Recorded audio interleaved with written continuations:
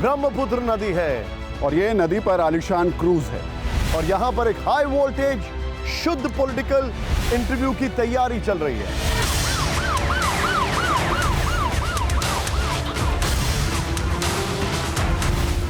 तो अपनी कुर्सी की पेटी बांध लीजिए, क्योंकि यहाँ मामला आउट ऑफ कंट्रोल हो सकता है। यहाँ जो बातें होंगी वो कल हेडलाइन बनेंगी, विपक्ष का सिरदर्द बनेंगी और सोशल मीडिया की गर्मी बढ़ाएंगी। इस इंटरव्यू को सिर्फ आप नहीं देख रहे हैं, बल्कि आपके साथ साथ टीएमसी से लेकर कांग्रेस देख रही है, अरविंद केजरीवाल से लेकर ओवैसी देख रहे हैं।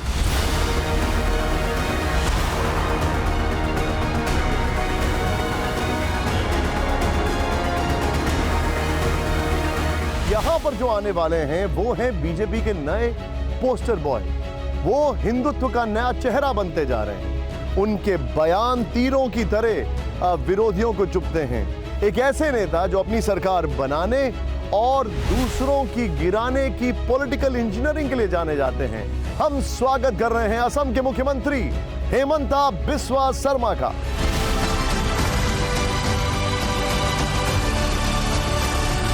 स्वागत है sir, please welcome. It's such an honour sir. Thank you so much and welcome to Assam. इससे पहले कि आप अरविंद केजरीवाल के घर पर चाय पीने जाएं, हम यहाँ गुवाहाटी में आपके साथ चाय पीने आ गए। नहीं, बहुत अच्छा किया है और खास करके ये बिहू का समय है। अभी असम का मूड ही वेलकमिंग मूड है। मतलब आज असम में किसी का दुश्मन आए, शायद जो भी आए, ये नेक्स्ट 1 मंथ तक लोगों का मूड वेलकमिंग ही रहेगा। तो मैं राहुल गांधी, ओवैसी और बाकी लोगों की केजरीवाल की बात बाद में करूंगा, लेकिन स्वागत में आपके हमने जो बातें कही थी उसमें हमने बोला था कि आप बीजेपी के पोस्टर बॉय हैं, आप कमल क्रांति के हीरो हैं और हिंदुत्व के सबसे बड़े चेहरे हैं। ये सब बातें ठीक है ना?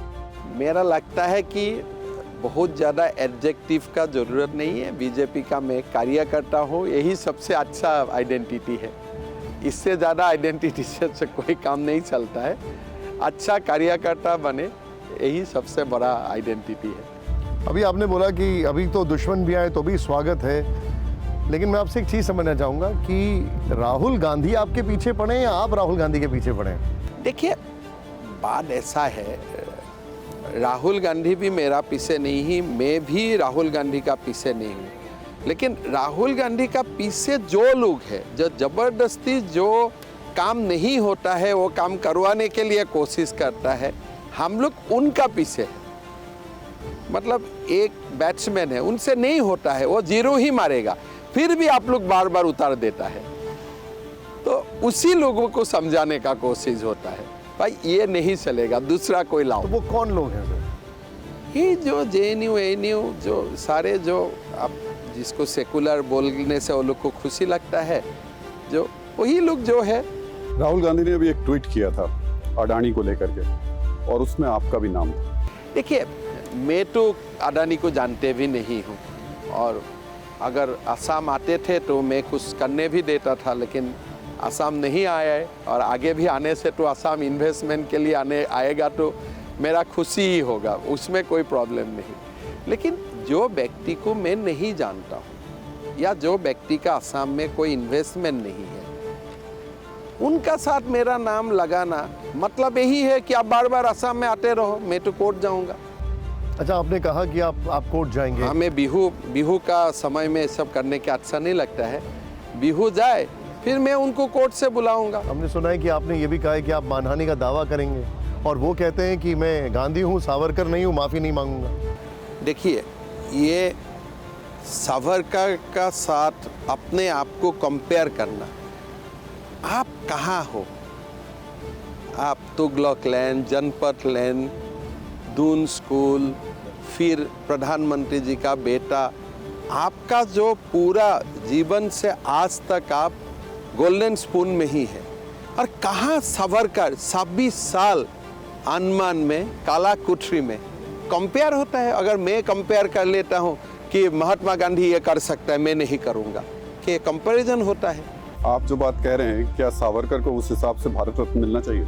सावरकर को भारत रत्न क्यों? सावरकर तो सबका हृदय में ही है। सावरकर ने जो एक नव युग का निर्माण किया, वही युग का तो हम लोग सिपाही है। आज तो सब घर घर में सावरकर है। अच्छा, एक क्योंकि अब ये बात सब घर में सावरकर है, भारत रत्न से ऊपर का सम्मान उनका पास है आज। पर जितने नेता रहे उनको कोई ना कोई सम्मान मिला, सावरकर से फिर क्यों बचने देखिए, की? सावरकर को देश का लोग या जो भी सरकार था सम्मान देना चाहिए था। हाँ, लोगों ने, सरकार ने नहीं दिया, लोगों ने अपना हृदय में सम्मान दे दिया। असम सरकार देगी? देखिए, हम बहुत छोटा प्रदेश है, मैं एक हिमालय को मैं यहाँ से कहाँ सम्मानित करूँगा, लेकिन यही है, मेरा हृदय में सावरकर है। अच्छा, अगर मैं बात करूं राहुल गांधी की, तो शरद पवार जो हैं उन्होंने एक बात कही कि ये जेपीसी वेपीसी की बात उन्होंने कहा ठीक नहीं है।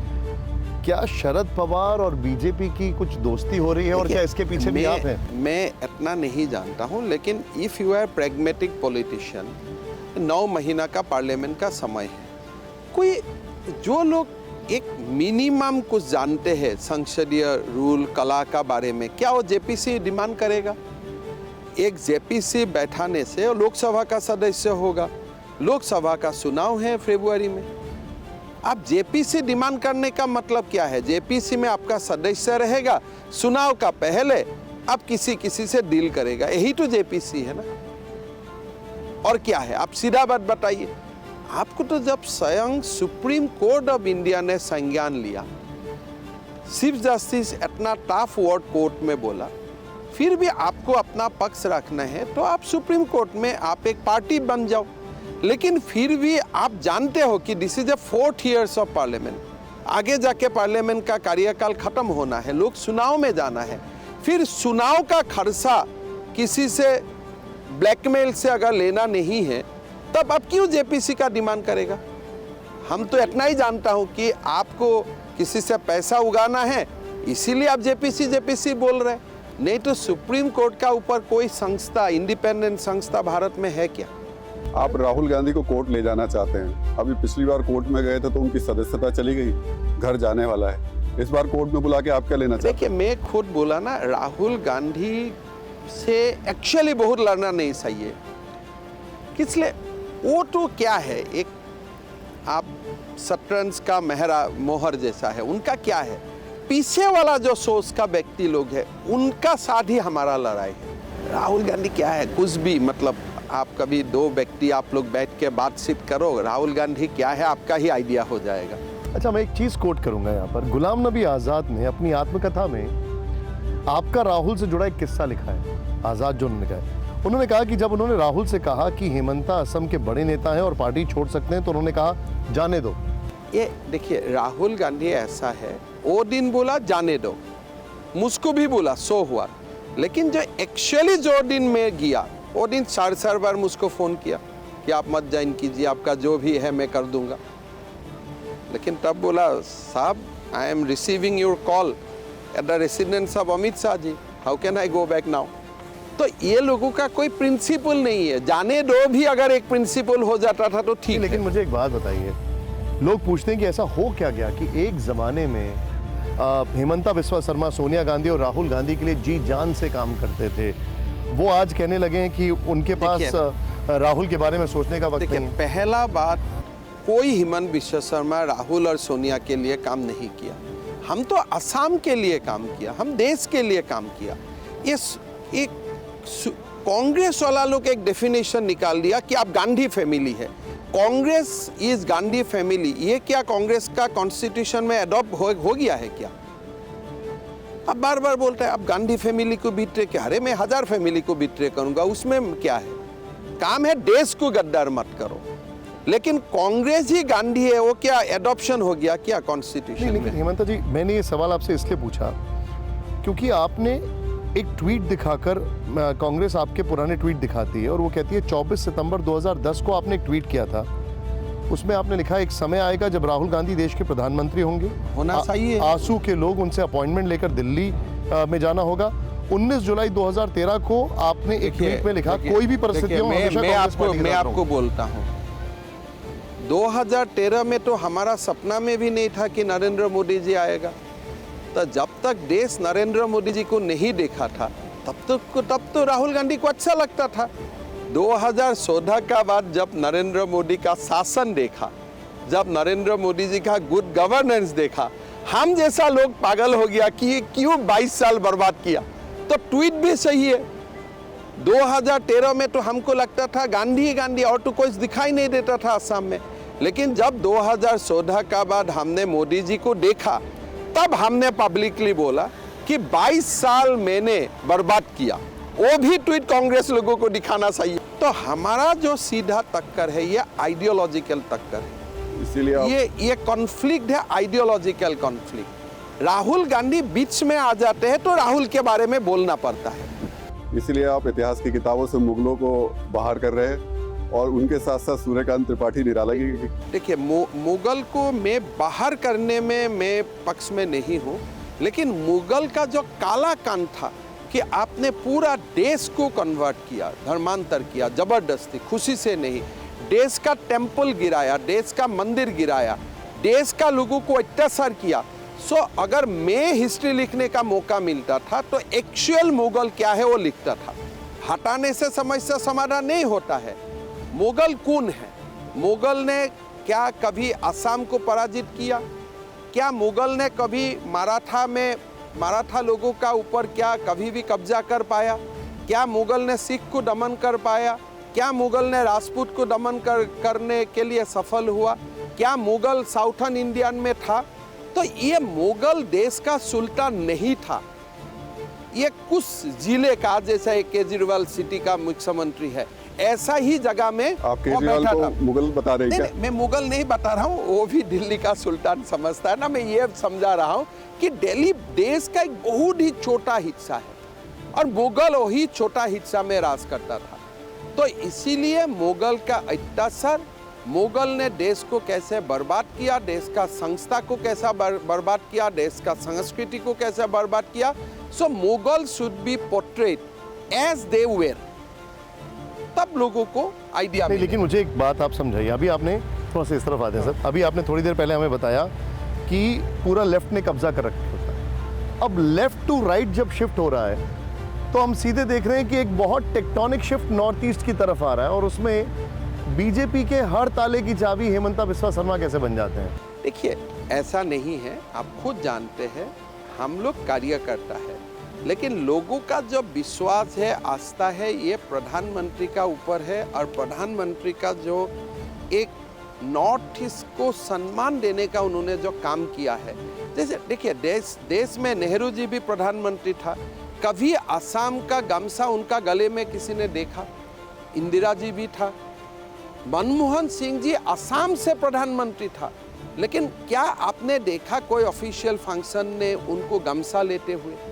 तो हम तो पूछ सकता हूं ना कि भाई हम आपको 18 साल संसद बनाया, लेकिन आप जो दिन वोट लिया, आपने तो गमछा पहन के भी वोट ले सकता था। We would have been happy. तब हमें ये मालूम नहीं था कि उसका एक मीनिंग होता था। लेकिन जब प्रधानमंत्री जी वैक्सीन लेने जाता है गले में गमछा लेके, तब क्या वो व्यक्ति का ऊपर लोगों का सम्मान नहीं होगा? ये ऑर्गेनिक है, ये नेचुरल है। मुझे एक बात बताइए, जब अमृतपाल के समर्थक पकड़े जाते हैं तो वो असम भेजे जाते हैं। जब हम देखते हैं क्राइसिस आती है महाराष्ट्र में, झारखंड में, कर्नाटक में, तो हेमंता बिस्वा शर्मा आते हैं। ये क्या हो रहा है? देखिए, पहला बात ऐसा है कि अगर नॉर्थ ईस्ट को कोई देश का सुरक्षा के लिए, अगर देश का विकास के लिए अगर कोई नॉर्थ ईस्ट को सुन रहा है, मेरा पार्टी या हमारे सरकार, हमें तो खुशी होना चाहिए। हर दिन आसाम को हेडलाइन। अब हम थोड़ा वहां पर चलते हैं क्योंकि आपसे हमें सवाल पूछना है टी को लेकर। एक चाय को लेकर एक चर्चा बहुत मशहूर चल रही है। दो मुख्यमंत्रियों के बीच में बहस हुई। आइए सर, प्लीज बैठिए। और ये सवाल बनता है कि अरविंद केजरीवाल के घर आप चाय पीने कब जा रहे हैं? जब ही सिटी आ जाते हैं। लेकिन आपने तो कहा है कि वो जेल में बंद करने की धमकी दे रहे हैं। मर्द जैसी बात करो। देखिए, उन्होंने एक नया कल्चर बनाया, वो बड़ा कायर जैसा। दिल्ली विधानसभा में वो प्रधानमंत्री जी का खिलाफ, हमारे खिलाफ भाषण देता है। उनको मालूम है कि विधानसभा में अगर भाषण देते हो किसी का खिलाफ, इन एब्सेंसिया स्पीकर को भाषण देने अलाउ नहीं करना चाहिए। फिर भी आपने दिया, आप जानते हो आपका ऊपर डिफामेशन नहीं है। तो मैंने उनको बोला, भाई अगर आप एक्चुअली आपका अंदर में कुछ है, if you think that you are a capable chief minister, यहाँ आके रिपीट कीजिए वो एलिगेशन। असेंबली में बोल रहा था कि मेरा खिलाफ कैसी केस है। मैं तो नहीं जानता हूँ मेरा खिलाफ में कोई केस है भारत में, तो आप रिपीट कीजिए, केस नंबर दीजिए।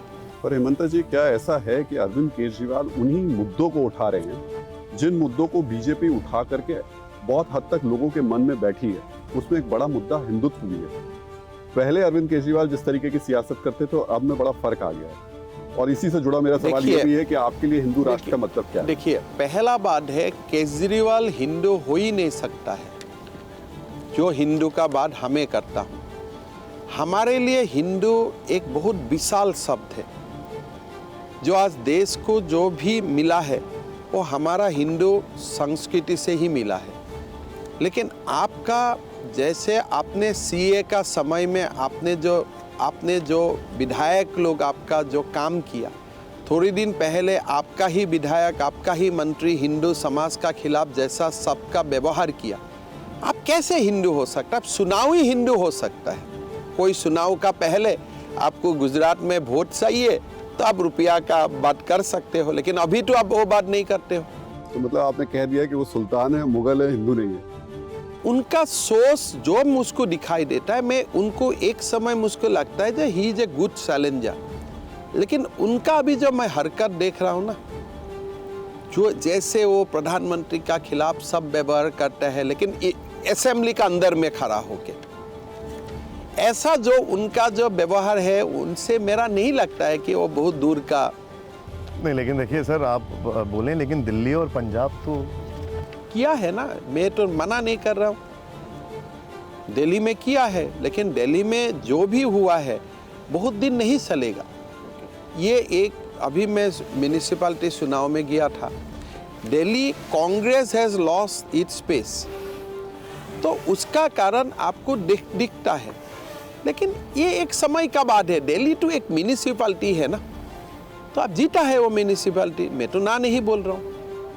लेकिन आपका हाथ में पंजाब आप जीता है, मैं मान लिया हूँ, लेकिन that is not a national political. पर वो जो फ्रीबीज वाला मामला है वो आपके लिए तो मुश्किल है ना। आप कहते हैं विकास की बात, वो लाते हैं, उसका अलग मतलब समझिए। जो वो इलेक्ट्रिसिटी फ्री देता है, कल मैं भी तो दे सकता हूँ, मेरा पास भी बजट है, लेकिन वो प्रधानमंत्री जी का वो एक मैसेजिंग है देश में कि हम देश को सेवा करूंगा, देश को हम फ्रीबी से देश का राजनीति नहीं करूंगा। ये क्या उनका पास ये जो डेफिनेशन है कि मैं इलेक्ट्रिसिटी फ्री देता हूँ, क्या हेमंत बिश्व शर्मा नहीं दे सकता है? हमारा पास वो बजट नहीं है क्या? गुजरात सरकार का बजट वो नहीं है क्या? तमिलनाडु सरकार का पास वो बजट नहीं है क्या? वेस्ट बंगाल गवर्नमेंट का पास वो बजट नहीं है क्या? 700 करोड़ रुपया ही चाहिए मुझको अगर असम में देना है।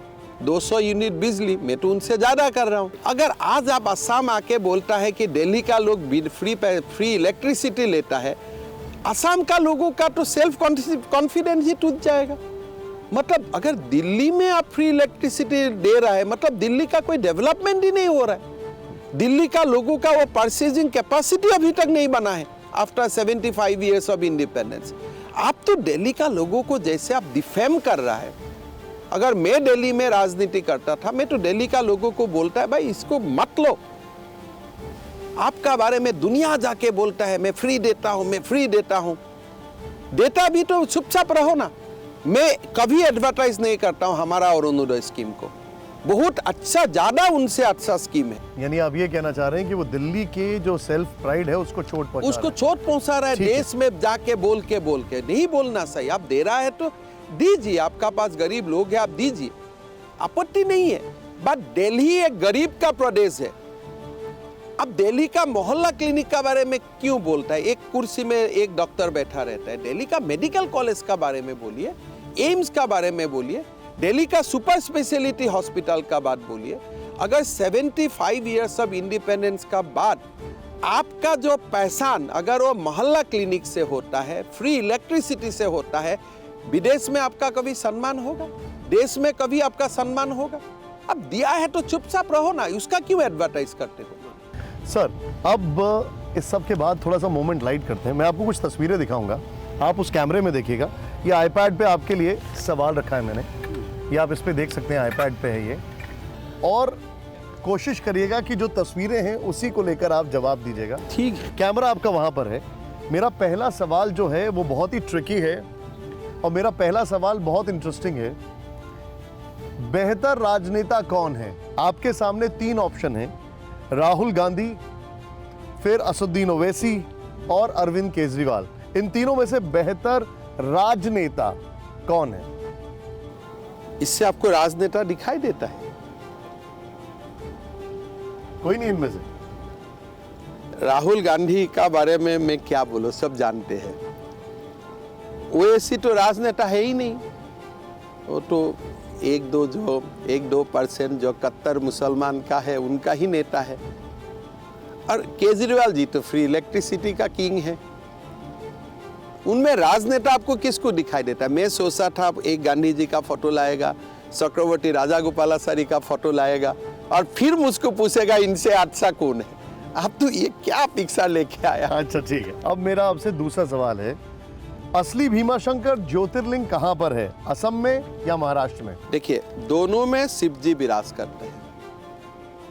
अभी असली ज्योतिर्लिंग कौन है अब शिव जी ही बोल सकता है, आप मैं कैसे बोल सकता? आपने बहुत ही, जितना ट्रिकी सवाल था उतना ही ट्रिकी आंसर भी दिया है। नहीं, मेरा किताब में लिखा है कि भीमाशंकर असम में ही है, और हो सकता है कि महाराष्ट्र का किताब में लिखा है वो महाराष्ट्र में ही असली है। मैं हिंदू हूँ, इसलिए दोनों मंदिर ही मेरा आराध्य है। मैं पुणे में भी जाता हूँ, गुवाहाटी में भी आता हूँ। अच्छा, तो महाराष्ट्र का लोगों को भी मैं इनवाइट करूँगा, आप भीमाशंकर पुणे में जाइए और कभी जीवन में समय मिलता है तो भीमाशंकर असम में भी आइए। ठीक है। अब मैं आपसे जो सवाल पूछ रहा हूँ वो बहुत ज़्यादा ट्रिकी है। वो एक ऐसा सवाल है जिसमें डेफिनेटली आप शायद थोड़ा सोचेंगे ज़्यादा। मेरा अगला सवाल आपके सामने ये है, और हिंदुत्व का बड़ा चेहरा कौन है, हेमंता बिस्वा शर्मा या योगी आदित्यनाथ? देखिए, योगी आदित्यनाथ जी देश का सबसे बड़ा प्रदेश का मुख्यमंत्री है, हमारा पार्टी का नेता है। हम तो अभी बीजेपी में आया हूँ, तो हमारा कंपेयर कैसे आप कर सकते हो? हम तो अभी बीजेपी में कितना 2014 सन में मैंने ज्वाइन किया। अच्छा, ये अब मेरा तो, और हम एक असम जैसा छोटे प्रदेश में रहता हूँ, तो हमारा ये फोटो हमको आपने क्यों दिखाया? चलिए ठीक है, ये आपका बड़प्पन है। अब मेरा अगला सवाल देखिएगा, बेहतर न्याय व्यवस्था आप किसे कहेंगे, बुलडोजर को या कानून को? देखिए, बुलडोजर भी देश का कानून व्यवस्था का ही अंग है। कोई बेकानूनी घर नहीं गिरा सकता है। हमने बुलडोजर से कम हजारों लोगों का मकान गिराया हूँ जो फॉरेस्ट में है। मैंने अभी तक, मेरा जितना हिसाब है, शायद we have clean up more than 20,000 hectares of land in our forest area by utilizing bulldozer. और हेमंता जी, तो कम से कम हजारों घर, 50,000 का ऊपर घर, but with clean order from the court. देश का सबसे बड़ा सुपरस्टार कौन है, शाहरुख खान है, सलमान खान है या आमिर खान है? मैं हिंदी फिल्म बहुत ज्यादा नहीं देखता हूँ। लेकिन सुपरस्टार कौन बड़ा है आपके हिसाब से? ये सुपरस्टार का मतलब क्या है, डेफिनेशन क्या है? मतलब लार्जर देन लाइफ, स्टार्स का भी बड़ा स्टार। पता नहीं, ये सब लार्जर का लाइव है, मैं तो कभी सुना मुझे भी एक नहीं। बात- कौन पसंदीदा है ये बता दीजिए। मेरा कोई भी पसंद कोई वाला फिल्म नहीं। स्टार तो पसंदीदा होगा आपको? नहीं, आमिर खान जी को मैं अच्छी तरह जानता हूँ। वो हमारा बाहर आने से सीएम रिलीफ फंड में कुछ ना कुछ भेजता है, तो आमिर खान जी को मैं बात भी किया हूँ। सलमान खान को मेरा वाइफ उनका बहुत पिक्चर देखता है, घर में बातचीत होता है। और शाहरुख खान को अभी मैंने जान पसंद हुआ मेरा। लेकिन वो लोग का जो दुनिया है और हमारा दुनिया है, अलग अलग देखिए, दुनिया अब मैं यहाँ पर एक सवाल पूछूंगा। मेरे को पता लगा है कि आपने भी फिल्मों में एक्टिंग की है। हाँ, बचपन में। मैंने खुद असमीज फिल्म में एक्टिंग किया। और वो लेकिन कब- देखिए, किस दौर की बात है वो? ये जो एक दुनिया है वो अलग दुनिया है, यंग लोगों का दुनिया है, एक अलग ही दुनिया है।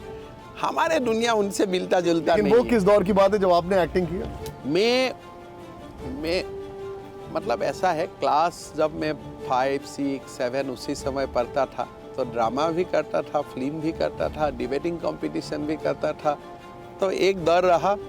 अच्छा, और मुझे एक बात बताइए, क्या आप, मेरा अगला जो सवाल है, क्या आप इन्हें पहचानते हैं? उनको तो सब पहचानते हैं आजकल। कौन है ये? ये तो राहुल गांधी जी का कुत्ता था। उनको तो सब पहचानता है। और क्या आपका इनसे जो आपका एक स्टोरी थी वो ज़रा बताइए हमें। इसका स्टोरी यही है ना कि कांग्रेस लोगों को उनका साथ खाना पीना करना पड़ेगा।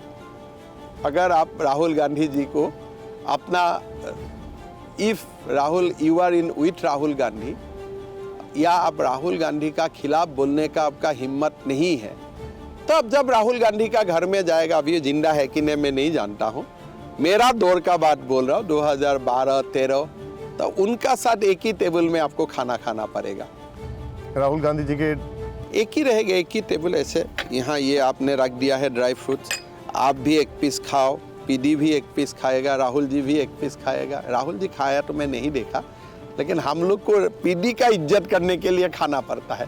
ये तुगलक लेन की बात है जहाँ ये राहुल गांधी तुगलक लेन का बात और है। अब उसी घर में उनके सामान बंद गया है। हाँ, और लेकिन मैंने जब देखा सब लोग आराम से खा रहा था, तो मैंने सोचा भाई ये क्या दुनिया है। वही मेरा पहले तो हम जाते थे, कभी टी सर्व नहीं होता था, लेकिन वो दिन तरुण गोगोई जी था, सीपी जोशी था, सारे लोग था, तो चाय सर्व हुआ। पहला दिन मेरा जीवन में चाय देखने का सौभाग्य हुआ गांधी फैमिली में। तब चाय का साथ वो पैकेज भी आ गया, तब आस्ते से मैंने हाथ उठा के रुक गया। नहीं, लेकिन अब उसी घर से राहुल गांधी का सामान पैक हो चुका है और अब वो बाहर जाने की तैयारी कर रहे हैं। देखिए, तुगलक और राहुल जी मिलता है, तुगलक और राहुल गांधी मिलते हैं। मतलब तुगलक लैंड में राहुल जी को रहना एक हिसाब से वो भी एक जस्टिस ही था। कोई जनपथ में ना रहे, तीनमूर्ति में ना रहे, तुगलक में ही रहना, वो भी तुगलक जैसा ही था ना। तो इसीलिए मैं अगर दिल्ली में होता था, मैं तो बोलता था जीवन भर आप तुगलक में ही रहिए।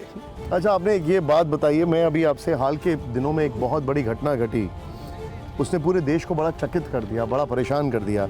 रामनवमी में बिहार और बंगाल में हिंसा हुई। ममता और नीतीश जी ने आरोप लगाया कि जहां पर बीजेपी सत्ता में नहीं रहती है वहां पर वो हिंसा करवाती है। देखिए, बीजेपी हिंसा करवाता है तो आप अरेस्ट कर सकता है। अगर आप बीजेपी का ऊपर आरोप लगाए और एक भी बीजेपी का नेता को आप अरेस्ट नहीं कर पाया, तब तो ये गलत है। लेकिन यही बात आप उल्टा बोल सकता है, जहां भी बीजेपी का सरकार होता है वहीं सबसे ज्यादा माइनॉरिटी एंड मेजॉरिटी शांति से रहता है। आज नीतीश जी ने ये बोला, लेकिन फॉलो अप क्या है? कितना लोगों को आप अरेस्ट किया बीजेपी का? कितना लोगों को कोर्ट में माना कि prima facie this guy is involve? लेकिन उनका नीतीश कुमार जैसा लोगों को बोलना नहीं चाहिए। They have attain A status in public life. अभी वो केजरीवाल जैसा बात वो लोग को बोलना नहीं चाहिए। नहीं, लेकिन वो लोग ये कहते हैं कि रामनवमी पर शोभा यात्रा निकालने की इजाजत है, तो ईद और शबे बारात पर भी होना चाहिए। देखिए, ईद और शबे बारात तो भारत में बाद में आया ना। हमारा हनुमान जी तो 6000 साल से है। आप अनुमति देना नहीं देना कौन है? कंट्री तो 1948 में आया, 75 साल हुआ, लेकिन हनुमान जी यहाँ 6000 सारों युग प्रताप किया। तो हनुमान जी का नारा लगाना, हनुमान जी का प्रोसेशन करना, और कोई स्पिरिचुअल जो प्रोसेशन होता है, जहीं में कोई डंडा नहीं होता है, कोई मारपीट वाला हिंसा का बात नहीं होता है, जगत का शांति का बात बोला जाता है, देश का शांति का बात बोला जाता है, उस प्रोसेशन ना निकालना मतलब आप क्या बोल रहे हैं? इसलिए आप कहते हैं कि देश में मस्जिद नहीं चाहिए, सिर्फ मंदिर चाहिए। देखिए, मेरा बात ऐसा है, जब तक देश में हिंदू रहेगा, देश सेकुलर रहेगा। आप कल्पना कर सकते हैं, आज सुप्रीम कोर्ट से लेकर पूरा लोग सेकुलर बोलता है। बोलना चाहिए, इसलिए हमारा भारत का संविधान का प्रियम्बल में हमें सेकुलर लिखा।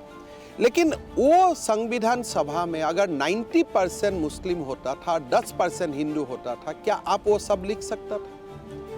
भारत सेकुलर है, इसका सबसे बड़ा गारंटी है कि भारत हिंदू प्रधान देश बन के रहे। इसलिए हिंदू सर्वधर्म समाभाव, हिंदू विश्वास करता है as a ideology of life. Hindu is a inclusive as a ideology of life. वसुधैव कुटुंबकम, Hindu as a ideology of life ये मानते हैं। दोनों प्रदेश हुआ, दोनों देश हुआ, भारत का द्विखंडित हुआ, पाकिस्तान हुआ। पाकिस्तान में 90% मुस्लिम रहा, संविधान सभा में 10% हिंदू रहा, वो इस्लामिक रिपब्लिक बन गया। यहाँ में 90% हिंदू रहा, 10% मुसलमान रहा और हमारा देश सेकुलर बना। अगर देश को किसी ने सेकुलर बनाया वो हमारा हिंदू ने बनाया, तो सेकुलरिज्म के लिए अगर कोई क्रेडिट ले सकता है ये हमारा 6000 साल का सिविलाइजेशन क्रेडिट ले सकता है। ओवैसी क्या है? थोड़ा सा ओवैसी क्या, अगर ओवैसी को आप पूछिए, गारंटी लीजिए, अगर ओवैसी का जो भी लोग है अगर देश में वो 70% हो जाएगा, 60% हो जाएगा, क्या वो डिमांड नहीं करेगा शरीयत का कानून आना चाहिए देश में? आप मुझको बताइए कौन सा देश में मुसलमान मेजोरिटी है बट वो देश सेकुलर है? बिकॉज उनका जो सोच है वो इंक्लूसिव नहीं है। मैं किसी को ब्लेम नहीं करता हूँ, बट उनका जो पूरा शिक्षा है कि पूरा हर जगह में एक ही भगवान है। लेकिन हिंदू मानता है अल्लाह भी है, जीसस भी है, हनुमान जी भी है, शिव जी भी है, विष्णु जी भी है। हम मानता हूँ कि भगवान का एक रूप नहीं है, भगवान अनेक रूप में रखता है। ऋग्वेद में बोला कि आपका रास्ता अलग अलग है, भगवान एक है, तो हर रास्ता को diversity of roads leading to the ultimate is recognised in Hindu philosophy. जब तक ये भारत में हिंदू रहेगा तब तक भारत सेकुलर रहेगा। क्या आप कल्पना कर सकते हैं सुप्रीम कोर्ट का 80% जज मुसलमान होगा, असम का 80% एमएलए मुसलमान होगा, दिल्ली में 80% एमएलए मुसलमान होगा, संसद का 80% मुसलमान होगा, क्या वो संसद नमाज से शुरू नहीं होगा? तो आप जो कह रहे हैं हेमंत जी वो बहुत बड़ी बात है। इसका मतलब मुसलमानों की ग्रोथ सीमित कर दी जाए देश में? मैंने तो यही बोला हूं कि भारत जब तक हिंदू रहेगा, किसलिए Hindu is a inclusive word. Hindu Allah को रिकॉग्नाइज करता है, हिंदू जेसस को रिकॉग्नाइज करता है।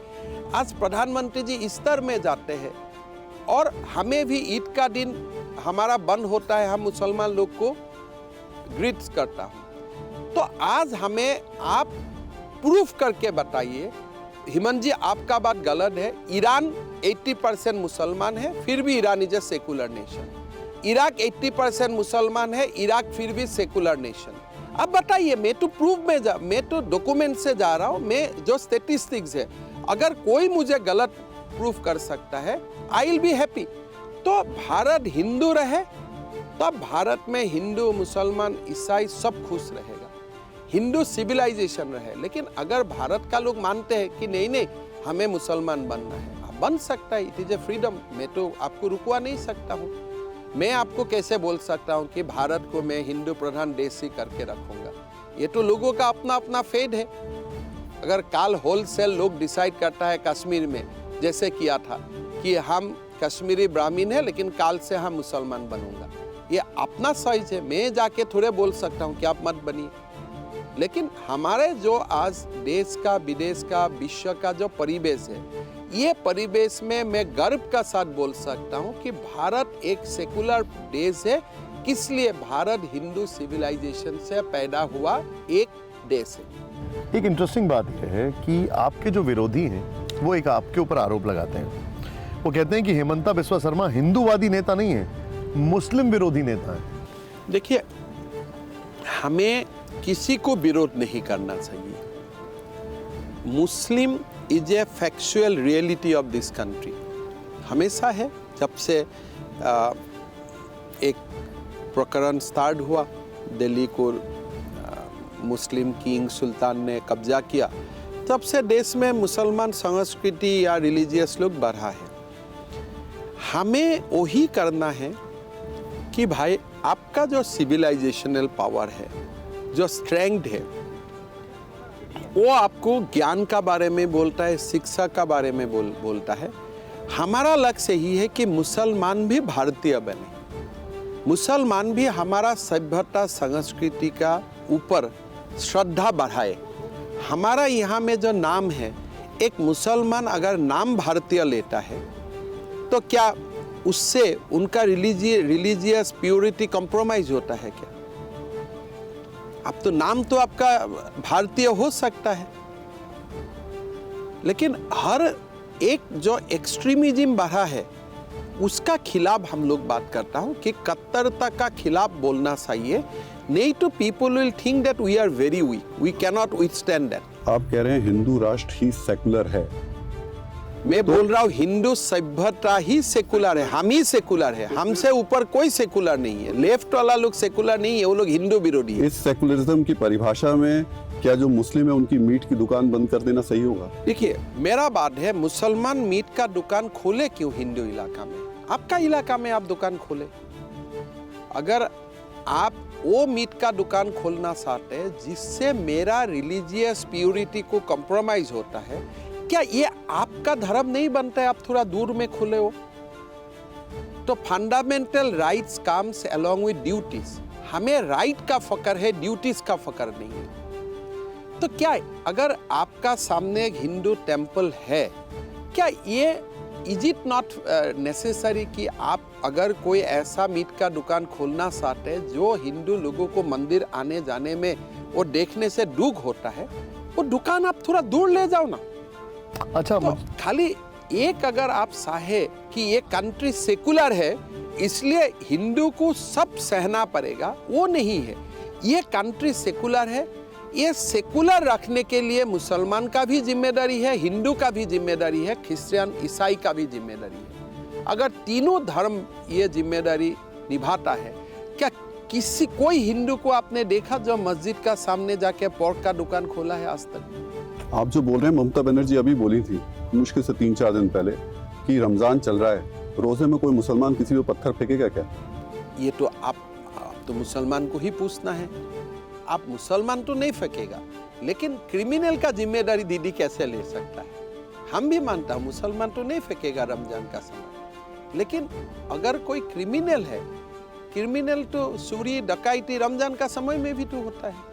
ऐसा तो ये नहीं होता है कि देश में जब रमजान होता है तो देश में कोई मर्डर, कोई रेप, कोई हत्या नहीं होता है और उसमें कोई मुसलमान इन्वॉल्व नहीं होता है। तो हमारा good and bad her section में है।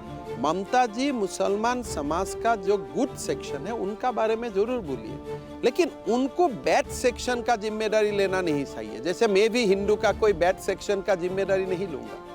I will not give a general statement कि दुर्गा पूजा का समय कोई हिंदू क्राइम नहीं करेगा।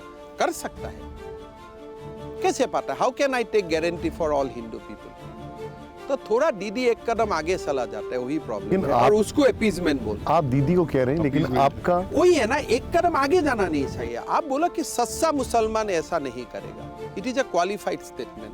बट जब आप बोलेगा कोई मुसलमान नहीं करेगा, मतलब हिंदू ही किया है, मतलब आप इनडायरेक्टली हिंदू को गाली दिया है। हेमंता जी, आप इसको अपीजमेंट बोल। आपका ठीक इसका रिवर्स बताया जाता है। आप अभी कर्नाटक में गए, आपने कहा कि हमें मस्जिद नहीं चाहिए, मंदिर चाहिए। हमें बोला कि हमें राम जन्मभूमि में मस्जिद नहीं चाहिए, मंदिर चाहिए। वो कहाँ गलत बोला मैंने? नहीं, लेकिन फिर हमने तो ये नहीं बोला कि भारत में मस्जिद नहीं चाहिए। लेकिन एक मिनट, क्या आपने ये नहीं कहा था कि मदरसे जो हैं वो अलकायदा की फैक्ट्री है? मदरसा तो बंद होना चाहिए भाई देश में मुसलमान लोगों के लिए, हिंदू के लिए नहीं। अब क्या मुसलमान लोग डॉक्टर नहीं बनना चाहिए? नहीं, लेकिन क्या वो अलकायदा की फैक्ट्री है? वो अलकायदा का फैक्ट्री तो है ही, कम से कम मैं जनरलाइज नहीं करूंगा, लेकिन मैं असम में बहुत सारे मदरसा का साथ हमारे जो संपर्क होता है, हम लीगली लॉफुली कोई मदरसा को बंद किया हो, कोई ना कोई अलकायदा का एलिमेंट मिल जाता है, ऐसा का एलिमेंट मिल जाता है। लेकिन मैं जनरलाइज नहीं करता हूँ। लेकिन मेरा जो बात है, सिंपल बात है कि मुसलमान लड़का लोगों का भी डॉक्टर इंजीनियर बनने का हक है। जो लोग मदरसा में पैसा देता है वही लोग एक मेडिकल कॉलेज के लिए क्यों पैसा नहीं देता है?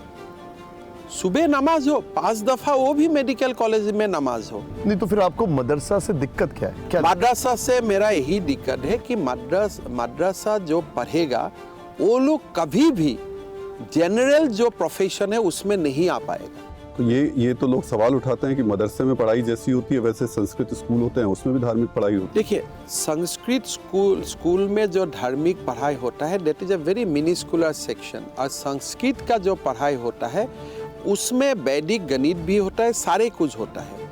हमारा जो संस्कृत को आप मदरसा से कंपेयर नहीं कर सकते। आज जो भाषा में आप बात कर रहे हैं वो तो संस्कृत से ही आया है।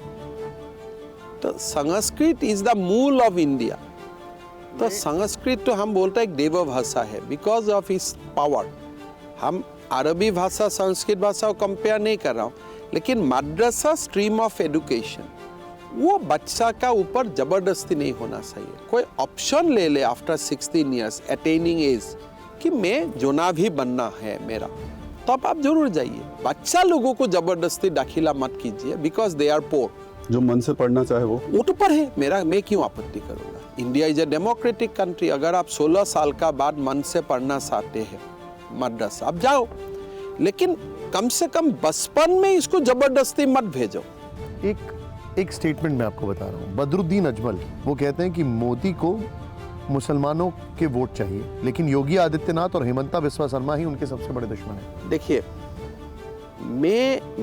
मेरा जो मानना है, हमें मुसलमान का वोट चाहिए बोल के काम नहीं करना चाहिए।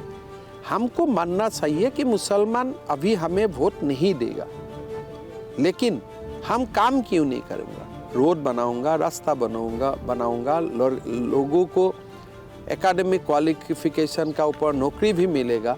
तो मैं इतना ही बोलता हूँ, भाई काम तो बराबर होगा, लेकिन वोट काम तो वाजपेयी जी भी करते थे ना, तो लेकिन आपको वोट नहीं मिलता था। ठीक है, that is a reality, you accept that. So what is the reality कि आप कितना भी काम करेंगे, मुसलमान जो है फिलहाल दैट इज द रियलिटी। आप जो भी काम करें, मुसलमान अभी भी आपको वोट नहीं देते हैं। क्यों?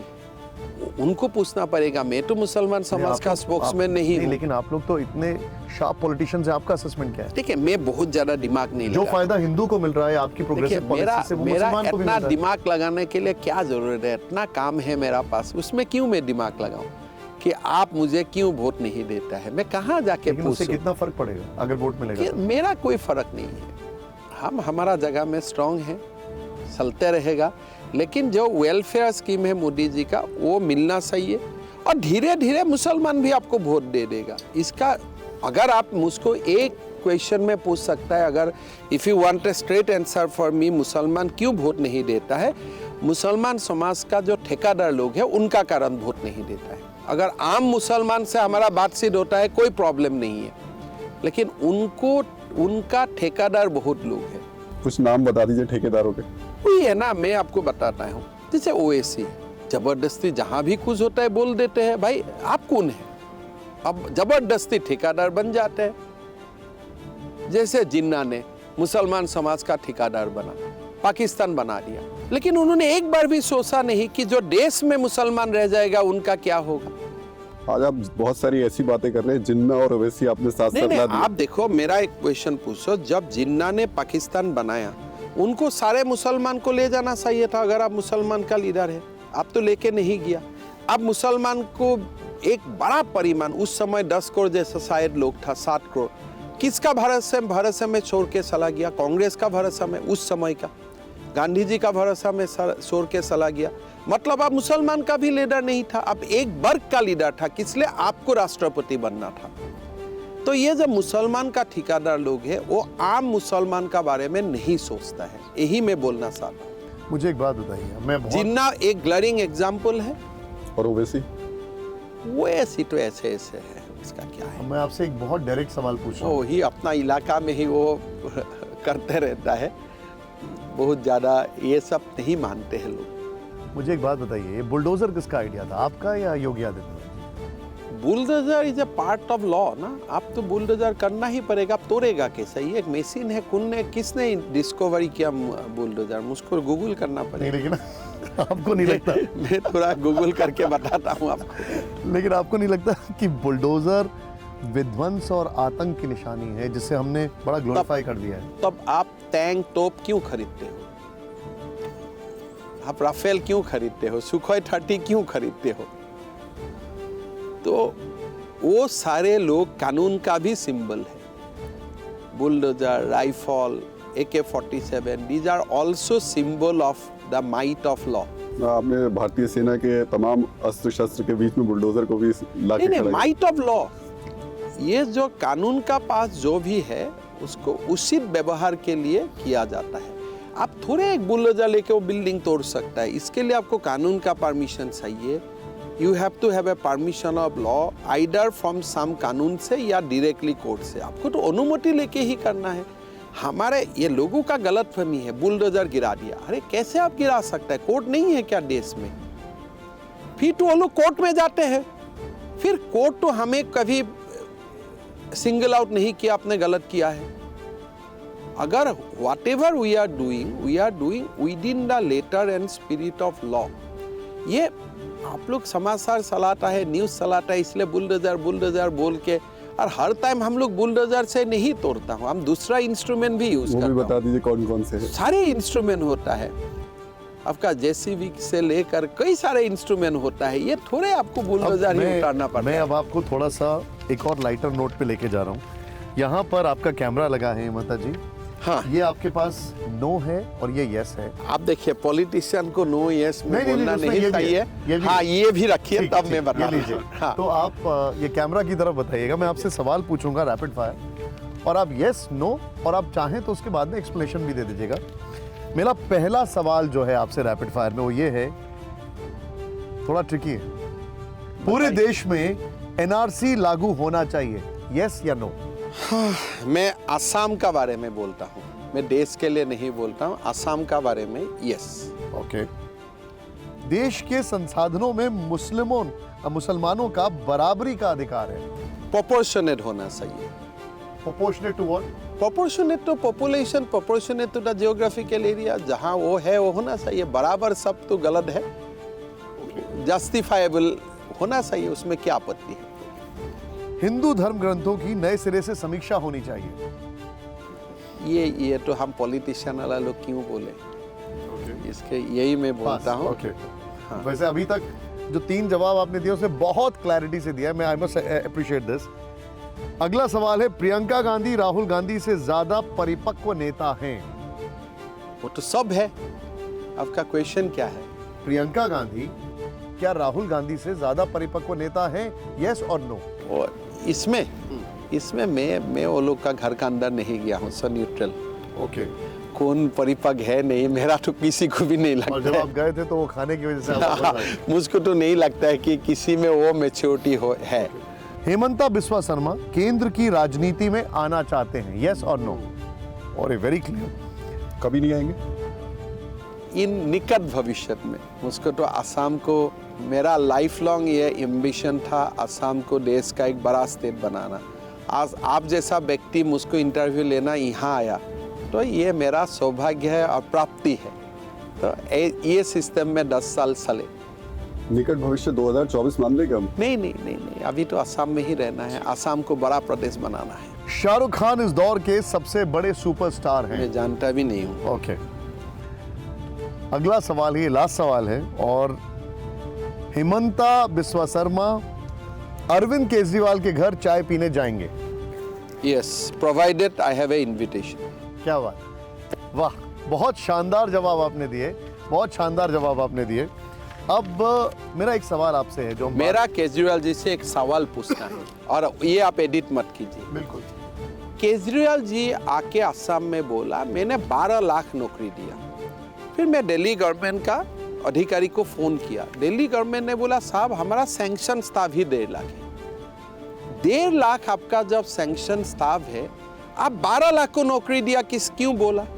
और आप जो जगह में भाषण दिया उसका ऊपर ही माँ कामाख्या था, तो उसको मुझको पूछना है, आप माँ कामाख्या का नीचे खड़ा हो के इतना बड़ा झूठ कैसे बोला? अभी आपका परिवार को आप भेजिए माँ कामाख्या में, पूजा अर्चना कीजिए, नहीं तो हो सकता है, नहीं भी हो सकता है, माँ थोड़ा एंग्री भी हो सकता है कि मेरा घर में आके तुम झूठ बोल के गया। तो वही एडवाइस देने के लिए मुझको जाना है केजरीवाल जी का घर में, उसके लिए मैं चिंता भी करता हूं। लेकिन माँ एंग्री होंगी तो क्या एक्शन हेमंता बिस्वा शर्मा? नहीं, माँ एंग्री होने से, हम तो माँ को मानता हूँ ना, माँ एंग्री होने से दिस गोज फॉर सेंचुरीज, पूरा आपका नहीं, जो पॉलिटिक्स में नहीं है उनका ऊपर भी पड़ जाएगा। ये तो गारंटी नहीं है कि आपका बेटा पॉलिटिक्स में होगा, आपका पोता पॉलिटिक्स में होता है। कभी भी माँ का मंदिर का नीचे बैठ के झूठ नहीं बोलना चाहिए। इफ यू हैव स्पोकन झूठ, अगर सच बोला है वो भी मैं डेटा लेके आऊंगा। अभी मैं आरटीआई मरवाया, किसी से कोई आंसर नहीं देता है। मैंने आरटीआई लगवाया, क्या is it a fact? Delhi government has given 12 lakh job.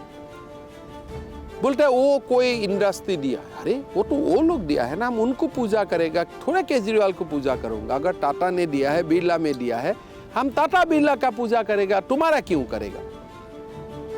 तो यहाँ आके बोल गया कि हेमंत बिश्व शर्मा कितना को नौकरी दिया, हमने 12 लाख को दिया। ऐसा नहीं बोलना सही था ना, जब आपका सैंक्शन था 1.5 लाख है। तो यही बात केजरीवाल से मुझको करना है। So I am eagerly waiting for his invitation letter for spiritual safety and security of his next generations. एक चीज बताइए मुझे, राहुल गांधी को कभी आप सद्दाम हुसैन कहते हैं, कभी नए मैं जमाने कभी का सद्दाम हुसैन नहीं बोलता, मैं बोलता हूँ भाई साहब अभी आपका चेहरा ऐसा अच्छा है, sometime it looks like Amul baby, but आपने दाढ़ी आरी बना के क्यों सद्दाम बन के रखा है? That was my advice. मैं थोड़े, अगर आप पूछता है राहुल को कैसा दिखता है, he looks exactly like Amul baby, but Saddam जैसा वो बन गया था, तो इसीलिए मैं एडवाइस किया। लेकिन आप राहुल को उनकी तुलना जिन्ना से करते हैं और मोदी जी की तुलना आप हनुमान से करते हैं। देखिए राहुल जी को मैं कभी जिन्ना का साथ कंपेयर नहीं करता हूँ, मैं यही बोलता हूँ भाई सोच जिन्ना वाला मत रखो। India can not be A union of state. 6,000 साल से भारत है, तो इसको अगर आप यूनियन ऑफ स्टेट बोलेगा, मतलब जिन्ना का भूत आपका दिमाग में घुस गया है। लेकिन बाद में तो मेरा बात राहुल जी ने माना ना, जब ऑक्सफोर्ड में गया, दाढ़ी ओली ट्रिम करके तो गया। तो you are saying from Amul baby to Saddam Hussein. Look फिर रिवर्स हुआ, फिर अमूल बेबी। फिर अमूल बेबी तो नहीं बना अभी तक, थोड़ा तो है अभी भी। आपने अमूल का जिक्र कर दिया, कर्नाटक में बड़ा विवाद हो गया अमूल को लेकर के। कांग्रेस कह रही है कि कर्नाटक में जानबूझ के बीजेपी नंदिनी ब्रांड के सामने अमूल को ला रही है, गुजरात के प्रोडक्ट्स लेकर आ रही है। देखिए एक बात मैं बोलता हूँ, ये कांग्रेस का दिमाग थोड़ा टूटा फूटा है भाई। कांग्रेस एक नेशनल पॉलिटिकल पार्टी है, अमूल भी आपका है, नंदिनी भी आपका है। ये देश को बांटने का जो आप बात कर रहे हैं ना, ये दुखदायक बात है। वहां जाके आप बोलेगा नंदिनी और अमूल का बात, आसाम में आके फिर बोलेगा दूसरा ब्रांड का बारे में। हर जगह में आप अल्ट्रा रीजनलिस्ट क्यों हो रहा है? क्या जरूरत है? आपको ऐसा वोट नहीं मिलेगा। Why you are putting Nandini and Amul on competition? क्या गुजरात में कांग्रेस का लोग नहीं है? क्या अमूल प्रोडक्शन में कांग्रेस का लोग नहीं है इन्वॉल्व इन गुजरात? थोड़े दिन पहले तो पूरा अमूल का मालिक आप ही था, पूरा कोऑपरेटिव आपका अंडर में था। तो अगर देखिए वोट मिलेगा नहीं मिलेगा छोड़ दो, लेकिन देश को बांटने का काम मत करो। आप बार बार बोलता है देश मेरा सोच है, मैं इंस्टीट्यूशन को रखना चाहता हूं, फिर आप इतना नीचे तक चला गया, अमूल और नंदिनी का भी फाइट करवा देगा। अरे दोनों देश का गर्व है, नंदिनी भी गर्व है, अमूल भी गर्व है, और हर प्रदेश में ऐसा गर्व का चीज एक बनाओ। आपने भी थोड़ी देर पहले तस्वीर दिखाई थी योगी आदित्यनाथ की, जब निशांत ने, तो आपने उनकी बड़ी तारीफ की थी। योगी आदित्यनाथ ने कहा कि मैं मिट्टी में मिला दूंगा, कल अतीक अहमद बोला कि मिट्टी में मिला दिया। हेमंत बिश्व शर्मा की कोई टैगलाइन है क्या? देखिए मेरा ऐसा ही बात है कि हमें मोदी जी जो सिखाता है उसी को करना है, और उसका आगे पीछे बहुत ज़्यादा नहीं सोचना है। मैं अपना टैगलाइन बना के कुछ नहीं मिलूंगा। अभी देश में थोड़ी दिन, मतलब कम से कम 15 साल तक अभी मोदी जी का टैगलाइन तो चलेगा ही चलेगा 15-20 साल तक, और उसका भी आगे चलते रहेगा, ये हमारा विश्वास है। शरद पवार से कुछ बातचीत हुई क्या आपकी? इतना बड़ा राजनेता है, मैं कहाँ पढ़ता। महाराष्ट्र में जब कुछ होता है तो इधर इस तरफ हवा चलती है। हम तो एकदम, मैं आपको बताओ ना, मेरा पास जब कुछ काम करने के लिए निर्देश आते हैं, ये करने का हमारा काम है। इसलिए मैं ये मानता हूँ कि आज देश में मोदी जी, और मोदी जी का प्रेरणा से देश का गृह मंत्री अमित शाह जी, ये दो व्यक्ति हमें सबका चिंता करता है, पूरा देश का चिंता करता है, हमारा पार्टी का चिंता करता है, हम लोग का चिंता करता है। तो इसीलिए ज़्यादा दिमाग लगाना नहीं है, मोदी जी का प्रेरणा और अमित भाई का ऑर्डर चलते रहो। मैं आपसे एक लॉ एंड ऑर्डर पे सवाल पूछ रहा हूँ, और ये क्योंकि लॉ एंड ऑर्डर के लिहाज से हमेशा कोई ना कोई एक बड़ा नेम सामने जुड़ता है, प्रधानमंत्री का नाम जुड़ता है लॉ एंड ऑर्डर के लिए, आपका भी जुड़ने लगा है। खालिस्तान की आवाज़ पंजाब में सुनाई दे रही है, अगर आप पंजाब के मुख्यमंत्री होते तो उसको कैसे डील करते? देखिए मैं तो पंजाब का मुख्यमंत्री को धन्यवाद देना चाहता हूँ कि अभी जो कार्रवाई हुआ वो उचित समय में उचित कार्रवाई हुआ। सो मैं तो पंजाब का सीएम मान जी को मैं धन्यवाद दूंगा कि आपने सही समय में सही काम हाथ में लिया, तो उसमें हमारा कोई पॉलिटिकल इशू नहीं है। केजरीवाल जी को नहीं देंगे? देखिए केजरीवाल जी तो क्या है, वो एक म्यूनिसिपैलिटी है। जब गुवाहाटी म्यूनिसिपैलिटी और दिल्ली म्यूनिसिपैलिटी का कंपेयर होगा हम केजरीवाल जी का बात करूंगा, लेकिन मान जी एक पूरा प्रदेश का मुख्यमंत्री है। भगवंत मान से आपकी कोई बातचीत हुई? मेरा बातचीत नहीं अगर होता वो है। आपके पास आएंगे तो कोई एडवाइस देंगे आप उनको? नहीं, फिलहाल तो मुझसे ही उनसे ही मुझको एडवाइस लेना है कि आपने इतना बड़ा ऑपरेशन अच्छा से कैसा किया, उनसे ही सीखना है फिलहाल। आगे का बात आगे होगा। आप बार बार जब भगवंत मान की इतनी तारीफ कर रहे हैं ना, तो दिमाग में कई शक और सवाल खड़े हो रहे हैं। महाराष्ट्र की ज्यादा पंजाब की तरफ तो कुछ नहीं होने वाला। देखिए हम लोग पॉलिटिक्स जब करते हो, जो अच्छा काम करते हैं अच्छा बोलना सही है। अभी जो भगवंत मान जी ने केंद्रीय सरकार को कोऑपरेट किया, सही समय में सही कार्रवाई हुआ, वो ठीक है। लेकिन बाकी पंजाब का पॉलिटिक्स का बारे में मेरा इतना आइडिया नहीं है और पीछे में कुछ है नहीं है मैं नहीं जानता हूँ। But whatever I see in the newspaper उनका बेसिस में इतना ही बोलूँगा कि अभी जो क्रैकडाउन हुआ ये देश के लिए ज़रूरत था, सही समय में सही कदम उठाया। निशांत ने बहुत इंपॉर्टेंट सवाल किया था लॉ एंड ऑर्डर का। अभी गृह मंत्री आए थे और अरुणाचल प्रदेश गए थे। चीन बार बार हमारे लिए थ्रेट बनता जा रहा है, कोशिश कर रहा है थ्रेट बनने की। आप बिल्कुल बॉर्डर स्टेट पर हैं, उस वक्त मौजूद हैं। चीन की इस पूरी रणनीति को इसको कैसे देखिए पहले तो मैं ये बोलना चाहता हूँ, देश का गृह मंत्री आके एकदम 0 माइल में रात रुकना और आईटीबीपी जवान को उत्साहित करना और वहाँ से ही ऐलान करना कि हमें 1 इंच जमीन भी किसी को छोड़ना नहीं है, तो ये देश का सैनिक बल का मनोबल बहुत बढ़ाता है। तो गृह मंत्री अमित शाह जी ने जो करके गया, ये काम हमारे लिए बहुत ज़रूरत था। और मैं तो खुद जानता हूँ वो जगह जाना विदाउट कनेक्शन, टेलीफोन कनेक्शन, आपको रुकना, फिर इतना बड़ा मैसेज इंटरनेशनल स्पेस में देना, ये एक बहुत बड़ा कदम था। बहुत अच्छा लगा आपसे बात करके। थैंक यू सो मच, आपने बहुत समय निकाला और जिस तरीके से आप काम कर रहे हैं, और उससे हम यही उम्मीद करते हैं कि देखिए आप यहाँ पर हैं, अब काम से तो लगता है कि आप आगे भी जा सकते हैं, बट एनीवे केंद्र में भी। लेकिन बहुत बहुत शुक्रिया। नहीं ठीक है, तो आसाम का CM is a much bigger post by any means. Thank you so much. Thank you so much.